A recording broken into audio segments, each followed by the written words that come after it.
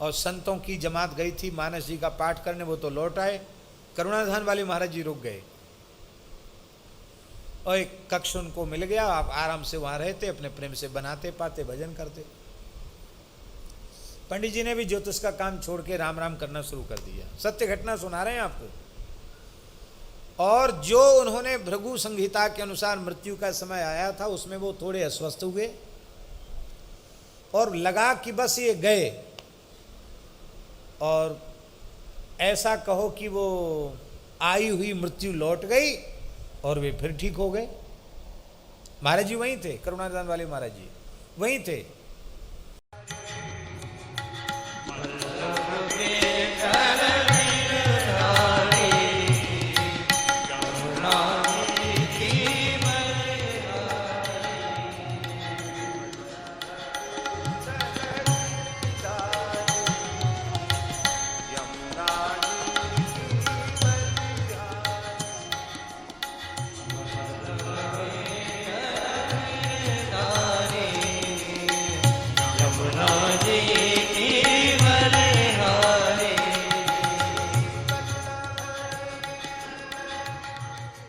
गोस्वामी जी कहते हैं कि जो वाम विधाता है वो भी नाम का आश्रय लेने से दाहिना हो जाएगा, और जो अभाग है भागत अभाग, तुम्हारा दुर्भाग्य तुम्हें छोड़ के भाग जाएगा।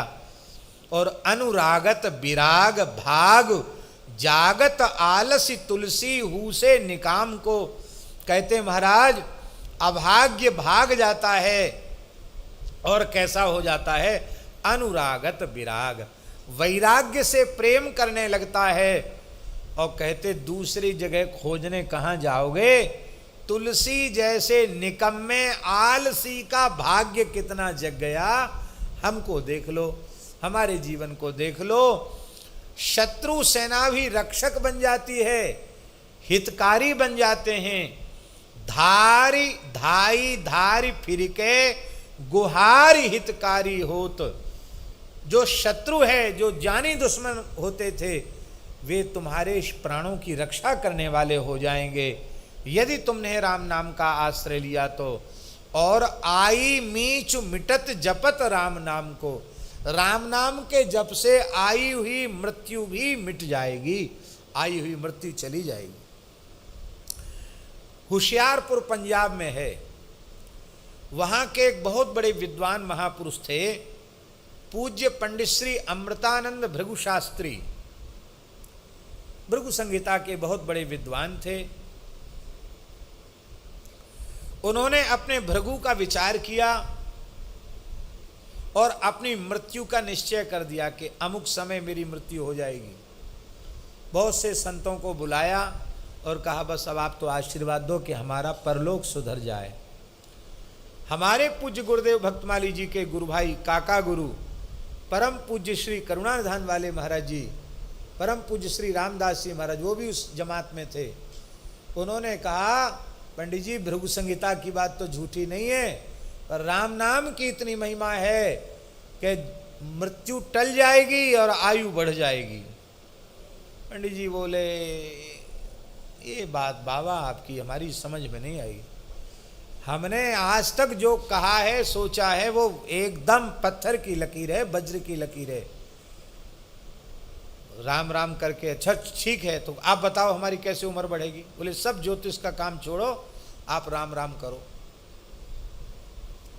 उन्होंने समय बता दिया था, इतने समय में हम चले जाएंगे। और संतों की जमात गई थी मानस जी का पाठ करने, वो तो लौट आए। करुणाधान वाले महाराज जी रुक गए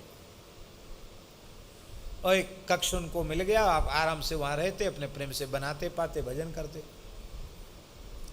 पंडित जी ने भी ज्योतिष का काम छोड़ के राम राम करना शुरू कर दिया। सत्य घटना सुना रहे हैं आपको।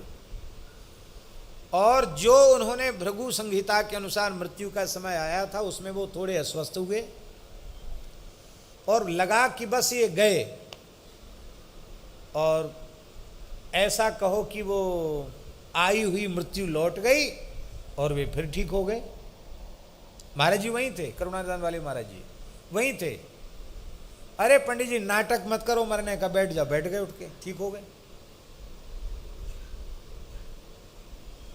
इसके बाद तो वो पूज्य करुणाधान वाले महाराज जी के चरणों में ऐसे समर्पित हुए, बोले अब आपने नया जीवन राम नाम ने दिया है, अब राम नाम करेंगे।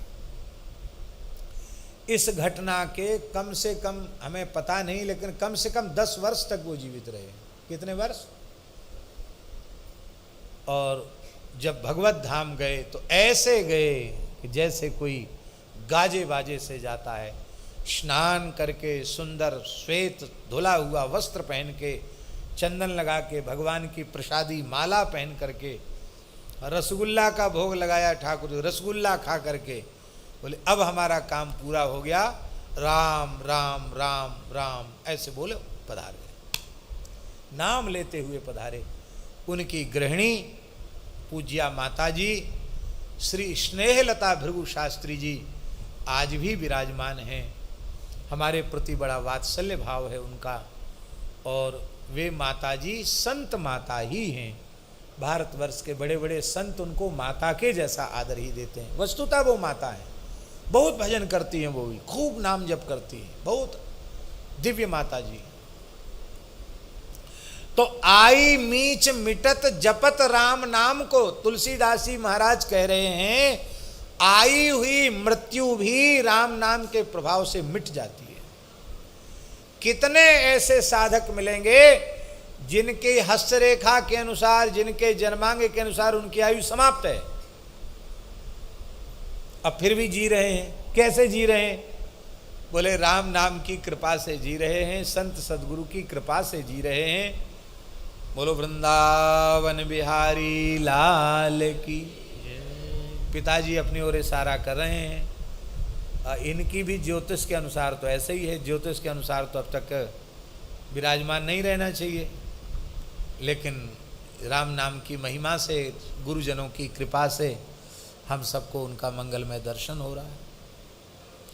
तो आई मीच मिटत जपत राम नाम को, आई हुई मृत्यु भी राम नाम के जप से मिट जाती है।